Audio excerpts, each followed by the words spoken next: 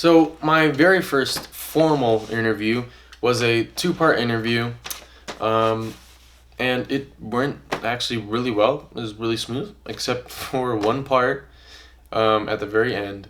But it was an overall really good interview. It was at a smaller airport on the north side of town. It was a private airport, um, and there was an aviation company there, and they had a bunch of planes there, private jets, King Airs, Learjets, and really nice planes. And I was really interested in working there and working for them. Um, I I wanted to work there as a shop hand and as an apprentice mechanic. And so I just went in one day after church. My dad dropped me off, and I went up to the desk and to talk to the lady, said I could go talk to the manager out back in the shop. And so I went over to talk to the manager, and we had a really good conversation. Just told him about my past experiences in working, um, and what I kind of brought to the table, what I was good with, and what I wanted to do and help out with, and flexibility and stuff like that. Um, and so he was really interested, gave me his number, and told me that we would schedule a time for another interview so that he could get me hired on and all of that. So a couple weeks go by, and we text back and forth. He gives me a phone call, and we schedule a time for a second interview.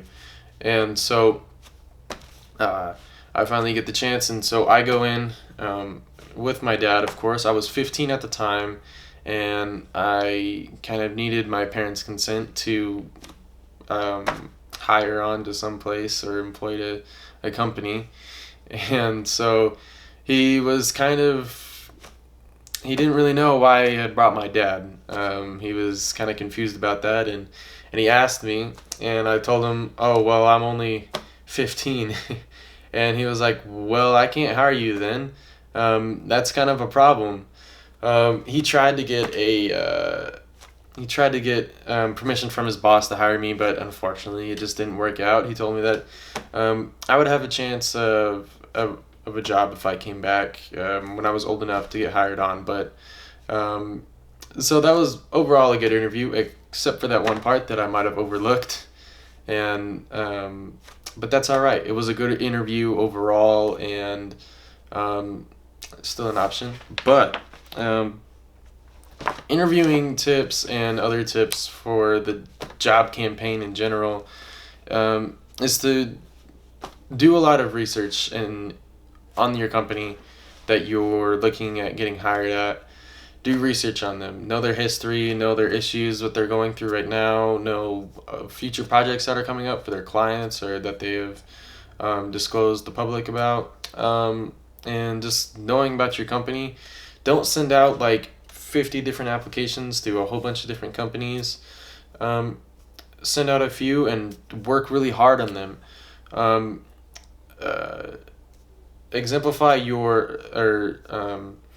put out your attributes that most apply to the company and its position and where it's at, and let them know how you can help the company where they're at right now and what their needs are, what they're going through, their struggles, or maybe some of the better things that they're going through, and how your abilities, your experiences can help them in that and where they are at that time in place.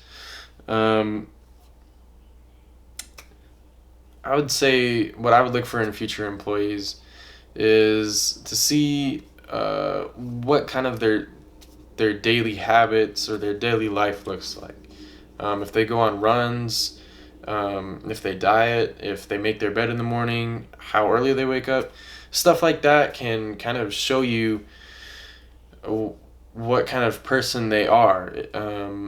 If you're someone that's detail oriented and you care about the details, you look at the smaller things, and even though it's less significant things, you still take care of them and see to it, you're more likely going to be more productive, and you're going to be obviously more detailed, oriented on the job and with your work, and you're going to be less likely to procrastinate, because you don't procrastinate in your daily habits. You're going to be less likely to procrastinate in your work and your duties.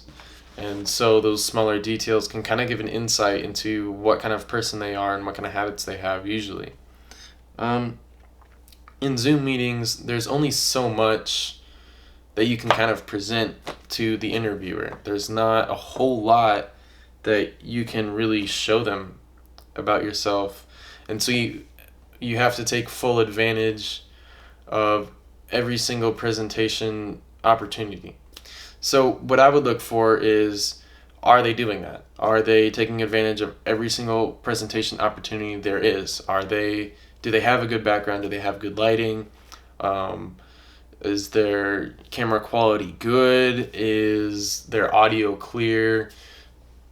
How are they presenting themselves? Are they cleaned up, taken care of? And how do they dress? And definitely looking at the environment, if their background is messy, or just different things like that. Really the only things that you can look for in a Zoom meeting, because you can't see them in real life, or depending on whatever kind of thing you have to deal with that you have to use a Zoom meeting, I would take a look at every single presentation opportunity and option that they have, and try to judge based off of that.